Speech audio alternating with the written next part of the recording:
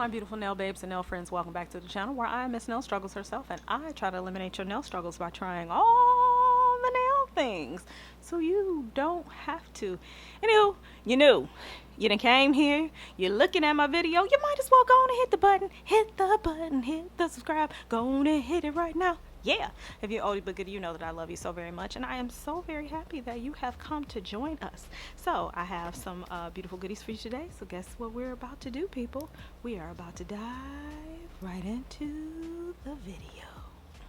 All right, my beautiful nail babes and nail friends.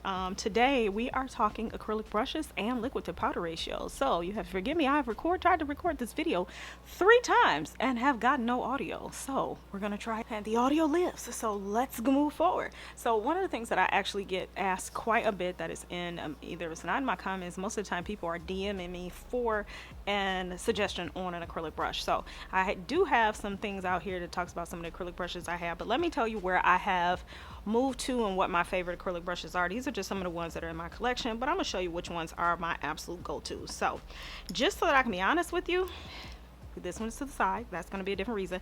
My go-to brushes are from Atwood Industries. Okay, if you don't know about Atwood Industries, they are the ones that kind of started using dental bits and converting them to use into the nail industry to use nail bits. So they have been around, I think, like 60 or 70 years. They also, to me, have some of the finest acrylic and Kolinsky brushes in the industry. My go-to is an 8 and a 16. Now, I own all the sizes from Atwood Industries. I own the 8, the 10, the 12, 14, and the 16, and the 18. Okay, now if you were to look at these two brushes, the 8 versus the 16, you can see that the 16 basically looks like a paintbrush. And these are my favorite brushes for the simple fact the 8 is usually my go-to when I am doing fill-ins. My 16 is my go-to for when I am doing long nails and I need to pick up bigger beads to be able to get it down that nail, honey. Okay, so those are my go-to brushes. Some of the other brushes that I've used in my collection, this is from the company Joann's. I did pick this up in Canada. I know the Pink Cheer used to sell Joann's, but I don't think they do anymore. So you can probably just go to Joann's, JOHENS.com, and this is the brush called the Big One. You can just see here that brush has a nice point on it. I have some clients that have the smallest, tiniest nail beds I've ever seen in my life, and this brush helps me to pick up those smaller beads to be able to get in. I can use almost any brush, but this just helps me to get in and to really get in and be able to do fills. I am at the point right now where I'm gonna say about 95 to 98% of my clientele are on fills. So my go-tos day in and day out are pretty much the Joann's, the Big One, or 90% of the time it's the number 8 Kolinsky that is from Atwood Industries, because I usually just need it for fills. Some of the things I have used that have been added to my wardrobe of brushes are the Profiles Backstage. This is the Sculpted Like It's Hot number 6. Okay, and you can see that it has kind of more of a flat hair brush to it. This is definitely a good brush if you are looking for a good starter brush. Kolinsky brushes are just not cheap. If you don't know, Kolinsky per pound is more expensive than gold. Okay, yeah, all right. One of the other brushes I have used is the Sculpted Like It's Hot from Profiles Backstage in the number 10. Okay, that's another brush. Some other brushes that I've used, probably not my favorite, but they are a part of my collection, is the Nail Supply Glamour number 10 Kolinsky brush. In order to try to maintain the integrity of my handles, what I do is I do take them and I coat them in no white top coat, cure it in the, in the lamp, in order to try to maintain the brush. One of the other brushes that has been added is this is the Dashboard Beauty number 12. This brush has been a little bit better for when I am using a little bit longer nails for acrylics that are runnier, but I'll be honest, not my 100% go-to, because I told you what my go-tos in that are. And one brush, unfortunately, the video is messed up. Y'all didn't get an opportunity. This is the Greg Signature Young Nails brush in a size 12. I'm not gonna lie to you, I like this one. I really wish the other video would have came out, because you'd have seen me taking the starch out of the hairs and letting it, stay for a minute in order to, soak up some monomer and get conditioned. Just so you know, none of my brushes have ever seen acetone, okay? Because I wanted to put it to you this way. Would you put acetone in your hair, okay? That's what these is. These are brushes with hair. So, and acetone strips. If you don't know, there's like a conditioning and kind of a film that is over the hairs. Acetone over time strips that away, and that is why you'll find brushes that are more frayed, and you're like, my brush isn't picking up the way it used to anymore. I don't soak in acetone. Other people, they do what they want to do. When I'm done with my brushes, I soak them in monomer, Call it a day, honey.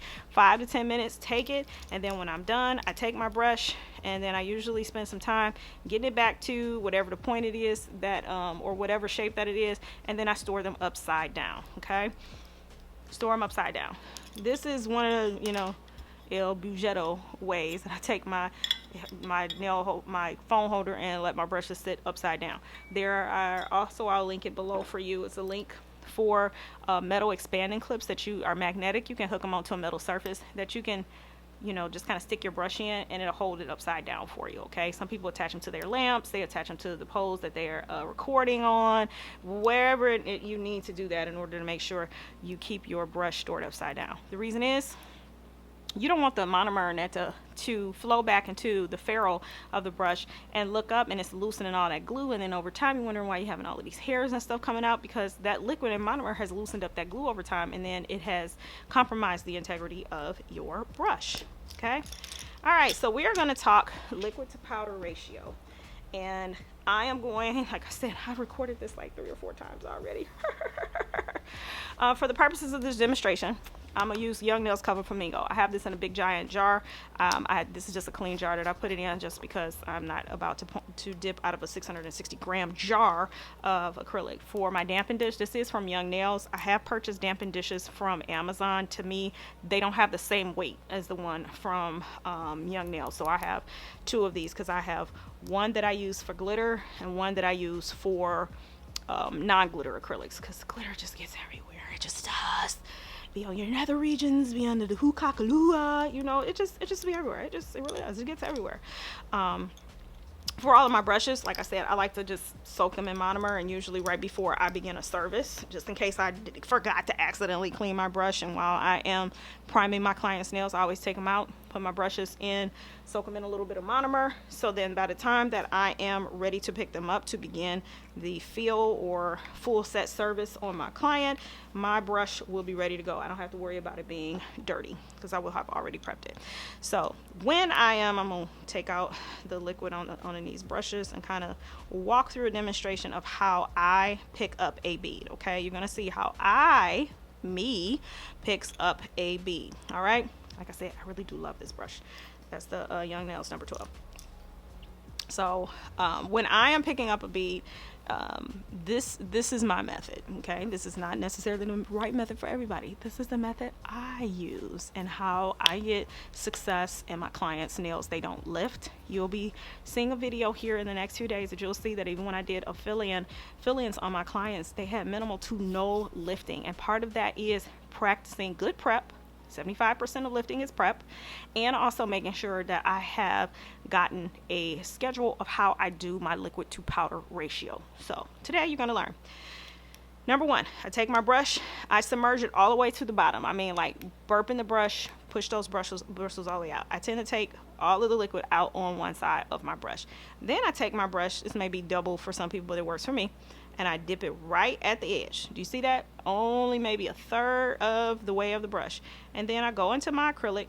Now I have a little tapping motion. Let me show you this. I have this little patting tapping motion. Take my monomer out. This monomer is expensive. Put that back in there. When I put my brush into the powder, I'm doing a light tapping motion where I'm digging in and then tapping and bouncing and going 1, 2, 3, 4, or however many times I'm at. But I am bouncing the brush 1, 2, 3, 4. I'm not just sitting the brush in there hoping that it'll attract the powder. I am literally bouncing 1, 2, 3, 4 with kind of light pressure. Okay, so this is what we're gonna do. Take all of the liquid, put some liquid in my brush. Now I don't do this every single time I dip in the brush. This is just the first time I dip it in there to burp out my brush, pull off the liquid. Dip about a third of the way so that only pretty much that dark here, the Kolinsky area, is has monomer, and then I bounce in my acrylic. For this one it will be 3, 1, 2, 3. Pick it up.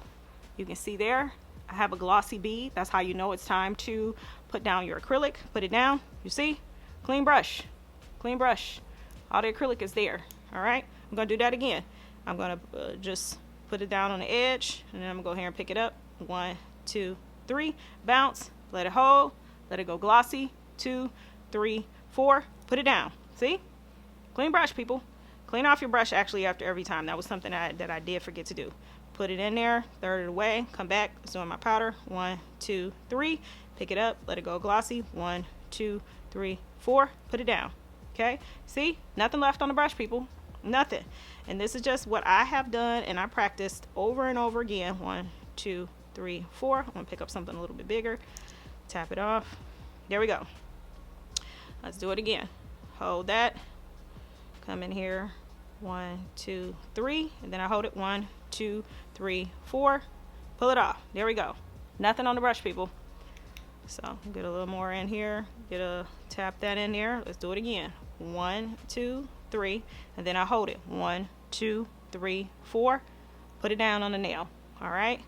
If you need to, sometime you may need to, depending on what you're trying to do on the nail, because I tend to use my drier beads from 3/4 of a nail forward. I use my wetter beads when I'm coming from the cuticle area forward because I need it to flow a little bit more. So I'm really, structuring that acrylic where I want it into place. Okay. So here, I'll show you on a swatch stick what I mean. So I have my swatch stick here. Burp my brush. Pull most of the liquid out, and let's go 1, 2, 3, 4. It's got a little more monomer here. 1, 2, 3, 4. Glossy bead. Go ahead and put that down, and as you see, just came right off my brush. It's moldable and palleable at this point, and I can just literally just pull it down. Okay. Now I will tell you that to me, some of the other Young Nails powders can run. They do run a little bit more, in my opinion, but I'm fine with that. This is why it is important for you to pick an acrylic system. Okay, you want to pick an acrylic system that you want to work with, because each acrylic system, 1, 2, 3, hold, 1, 2, 3, 4, each acrylic system works differently. Okay, the powder monomer ratio you have to play with, it flows differently. You need to be able to get the feel for the system in that you work with. That's why it's not okay to work with cheaper powders and then turn around and say, well, when I get better, then I'm going to go ahead and get the more expensive powder. You don't want to do that. You want to practice with what you're going to perform with, because remember, people, practice does not make perfection. Practice does not make perfect. It doesn't.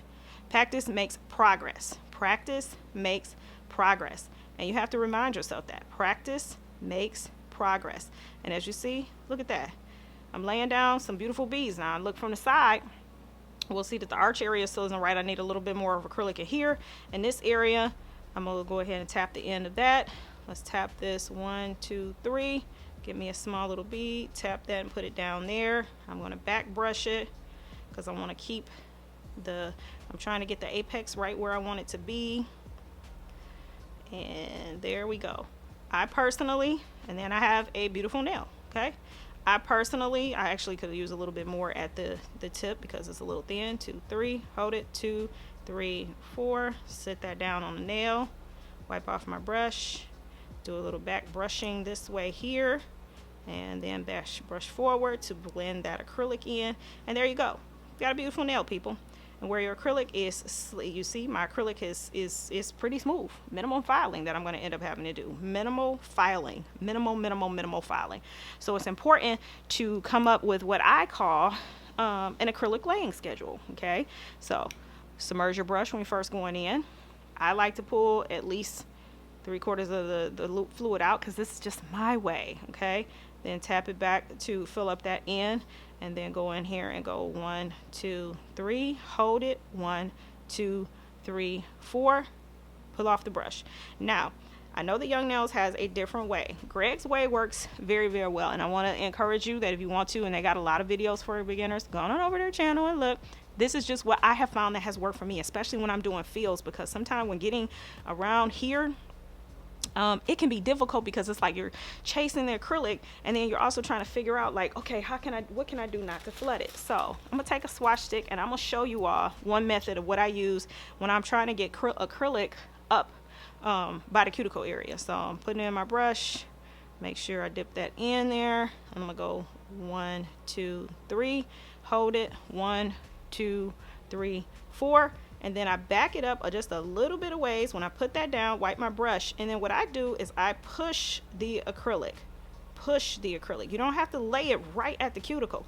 Push the acrylic up towards the cuticle, okay? And then you can pat out and then pull. I pull from the sides and then pull from the middle, okay?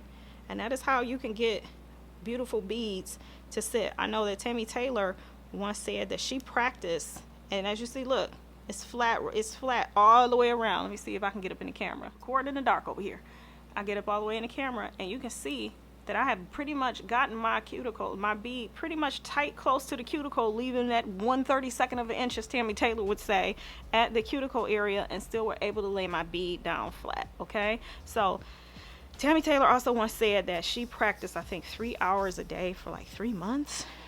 But I mean, I am a whole heart. I remember like when I was in nail school, I would come home and I did 50 acrylic swatch sticks a day, okay? 50, like I don't even have my jar nearby, and I should have, and I'll show it to you in another video because it's going to take too much for me to get up and go grab it. But I did 50 swatch sticks a day, and when I didn't have any more swatch sticks, I just laid beads like this on a piece of paper. I also have a practice sheet, but that's coming for you all, so be on the lookout because I did create some practice sheets in that for you all. But I literally would come home and just figure out, like, okay, how can I 1 2 3 hold 1 2 3 4, what can I do to pick up beads? And I literally just spent time just picking up beads. 1 2 3 hold 1 2 3 4. I even learned how to pick up beads that they didn't even really look like beads, but because I practiced 1 2 3 hold it 1 2 3 4, I still could use it and I wasn't wasting my acrylic. Let me show you what you don't do. You don't want to just dunk your brush. It's full of all this monomer, and then you're in here trying to hope that you can pick up a bead, and then wondering why it's doing this. You see it? It's dropping off the brush. That means you have a bead that's too wet. You have too much monomer and not enough powder. Let me tell you why that's really bad. Because you're like, I can still use it. No. That is what is going to be a cause of lifting, because it's going to be brittle, because you don't have the right combination of polymer to monomer for it to combine together, for it to be able to get its adhesion properties together, okay? They have to have a beautiful mix, that equal mix of one of the other, in order for it to sit on the nail correctly, okay? So it's important. I personally like to dip from the edge and go 1 2 3, bounce in 1 2 3 4, put down a bead, okay? This method has worked for me and helped me where I literally 1 2 3 hold 1 2 3 4. I literally finish fill-ins on my clients. Like, it might take me 30 minutes altogether with doing prep. Prep is like the biggest thing for me. It's very important, prep. But the actual time to fill in, to put in the polymer and the bead and that on the nails, takes me like less than 10 minutes to do on my clients. So I'm spending quite a bit of time on prep, but my clients don't lift. And you'll see one of my videos that I have coming that my client they have virtually almost no lifting, and a lot of that has come with me perfecting my liquid to powder ratio and just practicing putting down beads. Practice. So I showed you what a 2 wet bead looks like. This is something else you don't want to do. You don't want to have your brush in here and then you're wiping like all of the monomer off, and then you hoping that you're gonna get a bead when you're in here, and then it's something that looks like this, and then you're trying to put it down on a nail, wondering why it's crumbling around on the nail. Well, it's gonna crumble around on the nail because, honey, you don't have enough liquid. Now you don't have enough liquid in there. Before this situation, it was too much liquid. This situation, it's not enough, okay? So now you've learned the 3 type of beads, and that's why it's important that you figure out what works for you. 1 2 3, and you pick a system 2 3 4 that works for you. I personally practiced with Young Nails and Tammy Taylor. Why? Because for me, Tammy Taylor was the first acrylic brand that I ever worked with. It was not Kiss. I went and bought Kiss after I ran out of my Tammy Taylor, and I still have that bottle of Kiss. I believe I have it around here somewhere. I'm gonna have to find it for you all, because right now it's really, really old. I promised myself that I would never use that crap again, because, okay, I can't say it's crap, because for some people it might work for you, so forgive me. I'm not trying to offend you, but for me, it just wasn't very good, okay? But hopefully you all have learned something. I know that this is a much longer video, but I really wanted to be able to show you some of my methods about how I pick up beads. And for me, I am all into picking up as many beads as it takes me to pick up, in order for me to be able to finish a nail. I am not one of those people, yeah, you can do a nail in 2 to 3 beads. Yes, you can. I personally have found that for a lot of times when I'm doing a new set of nails, that may not necessarily be the case for me. I'm picking up as many beads as it takes for me to be able to finish that nail. And like I said, I get through them very quickly. My fields, I get through them, as you see, I'm literally talking to you all, picking up beads, laying them down. Why? Because I have practiced this, and I literally can do this while I am talking, because I can talk to my client and do this. And if you have to practice, get a camcorder or get your phone, talk to yourself and be able to pick up beads. You'll find that if you don't know how to talk and pick up your beads at the same time, you are wasting valuable time when you are doing your client's nails, because you have not mastered working and talking at the same time. Okay, so I have learned, as my mother used to tell us all the time, work and talk, work and talk. And I can work and I can talk at the same time, and I am not wasting time.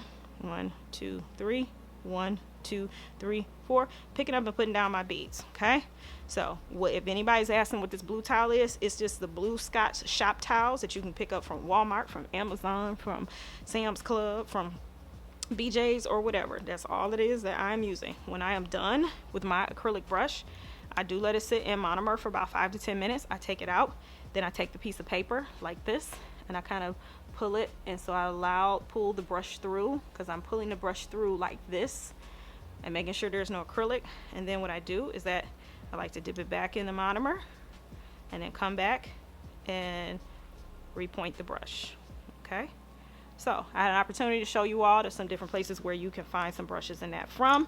What are some of my favorite brushes? I'm gonna tell you this sucker right here, this Greg Signature, this Young Nails number 12, excellent brush. Excellent brush. Too bad my other audio and my other videos didn't work for me to be able to give it the praise that it needs to. But yeah, I'm this just got added to the arsenal today. So for me, it's my Joann's, the big one. It's my Greg Signature Young Nails brush, the number 12, and then my Atwood Industry Kolinsky brushes in a size 8 and a 16. Okay, those are I actually travel with the 12 in my bag, because I have for when I do travel and do nails. I am a licensed nail tech, for those of you that don't know. But so those are definitely my go-to brushes. But I gave you some other options that are out there. But if I had ride or die and I had to pick a brush, it's gonna be these, and it's gonna be this Greg's one. Even though I just started using this, because you can tell when you get a brush, how it's gonna perform. And like I said, like this is a very beautiful brush. It's a really beautiful brush that is like picking up beautiful beads. 1, 2, 3. It's definitely a bigger brush, but I'm not scared of the bigger brush. I'm not scared at all. All right, people. I gave you all some different things you need to do. My word of wisdom today is to practice, and more practice. Don't listen to what other people have to say. You all are going to get to know some things about me. I do have a technical career. I went to school. I have multiple degrees. I am in a STEM field. I am a female engineer that is in the field, and I want you all to know that you never give up on the things that you love. I love nails, and so I do nails. So with that being said, practice on the thing that you love. Don't give up. If you got to come home, do your 50 to 100 beads a day, and then keep going, honey. Make this money on these nails, because it's out here. Now, said my words of wisdom, so you know what it is I'm about to say, people. Life is too short to have boring nails, so don't. And we're out.